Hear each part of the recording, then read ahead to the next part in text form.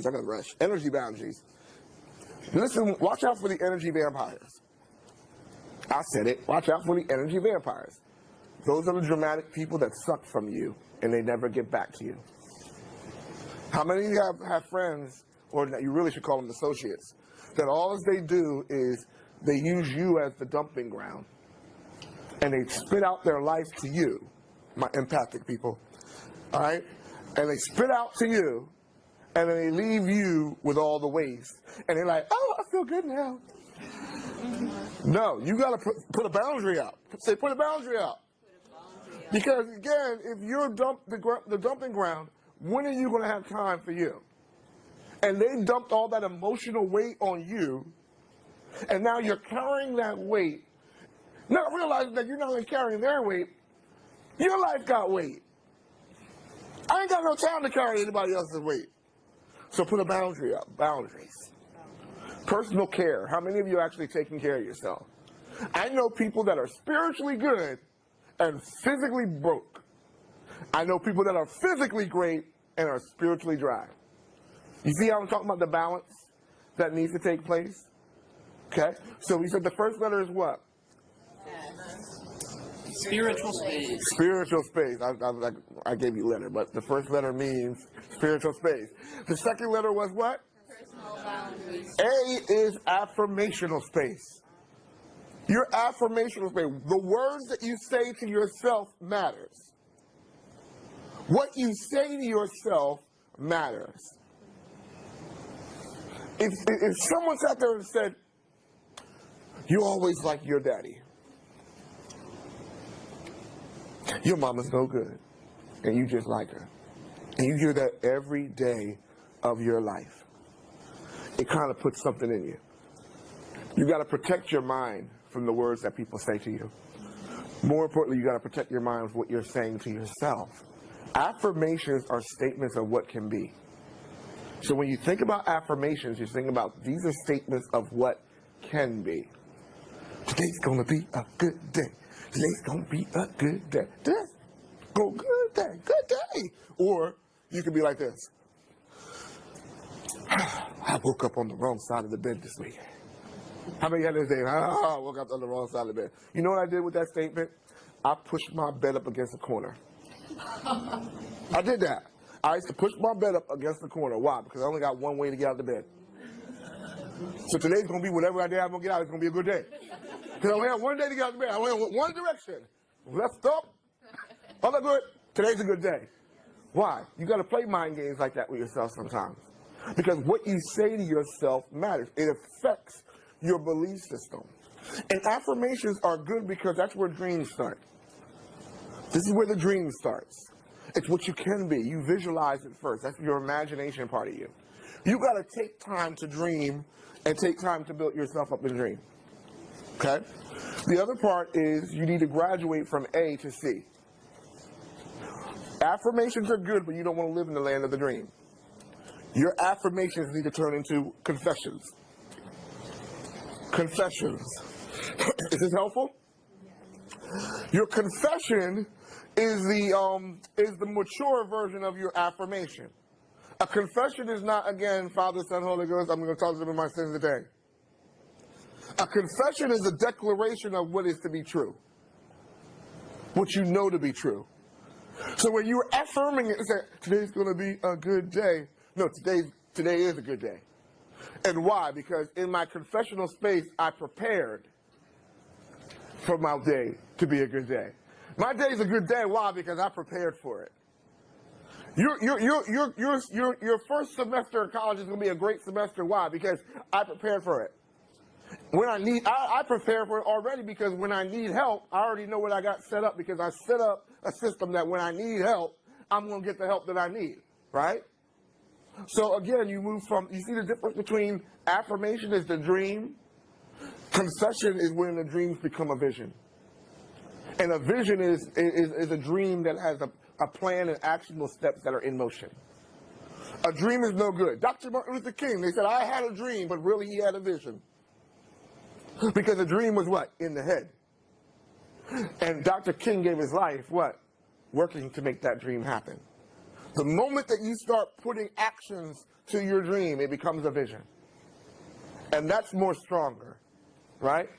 The last letter is E, our emotional space. And our emotional space is so important because we don't like to talk about our emotional space. Our emotional space is the subconscious. Again, that area, our emotions are subconscious. Okay? Our emotions are, when I say subconscious, what? They are the inner part of who you are. It's the state of your feelings. So there's a difference between emotions and feelings. One is the state of your feelings. So when we think feelings, when we say emotions, we are so used to this that you know, there are like thousands of feelings. There's like, these are not even a lot, but this is more than most of us can actually talk about. Most of us, I say, how you feeling today? You'll be like, I'm happy, sad, angry, depressed, right? Fearful. But a lot of times we don't realize that we can't communicate because we can't communicate how we feel because we've downgraded to the happy 5. But you could actually be angry because I was offended. Right? I'm angry because I was offended, which made me enraged. So a lot of times we just look at the core problem and we can't express ourselves. And you can't protect what you can't identify. And a lot of times we struggle trying to be able to create space for our emotions because we don't know how to deal with our emotions. Am I speaking truth? Am I spitting the truth out? Right? So how many of us actually need help in the area of our creating a safe space for our emotions? Because a lot of times, I know me, I'd be triggered. Be like, oh, they triggered me. That's a fine word. They say trigger, right? But when you understand your emotional space, you don't make room for people to come outside and affect you emotionally. You need to make time for yourself emotionally to unwind. Right? You got to start addressing some of those thoughts about what you're thinking about and saying, is this thought good for me? Is this emotional space that I'm feeling right now healthy for me? Is this working for me? You got to create that space in yourself where you can actually make time to be able to, in that self-reflection meditation that we talked about, to evaluate your emotional space. So I'm coming to the end. I'm going to give you another acronym real quick. You need to learn how to heal as a leader. HEAL. Okay? And that acronym is real simple. Number 1, you need to help yourself. As a leader, you need to learn how to help yourself. As a leader, you need to be able to know when you need help, whether that's counseling or therapy, whether you need accountability. As a leader, you need to be able to say, I'm not in a good space and it's okay. And I recognize it, but I need to get help. All right, men, we go through emotional anxiety, worry, and structures, and it hits our bodies, right? We have to create spaces for us to be able to communicate to each other and be able to say, yo, bro, I'm not feeling right, and it's okay, I'm not feeling right, I just need accountability. And it's okay to get therapists, and it's okay to get a counselor. So the first letter is what? Help yourself. E is encourage yourself. Because as a leader on this journey, it can be very lonely sometimes when you have to do some of the things that you have to do. You need to realize that your healing journey is a journey, and people might not understand why you're doing some of the things, why you're cutting off relationships, why you're not letting people have access to you the way that you need, and why you're flowing in the way that you're flowing. So sometimes you got to be able to go out here and say, I'm going to encourage myself if nobody encourages me, because what I speak matters. A is you have to accept yourself. Sometimes we're hard on ourselves because we see our flaws and we think that we're supposed to be perfect, and we're not perfect. I am the most flawed individual that's in the room if we're going to compare our timeline, only because I'm older than half of y'all. Right? I'm flawed. But I accept myself, flaws and all, and I give myself grace to fall short. That when I fall short, it's not the falling short that makes the difference, it's the get up. See, I might fall 7 times, but I'm going to get up each time, right?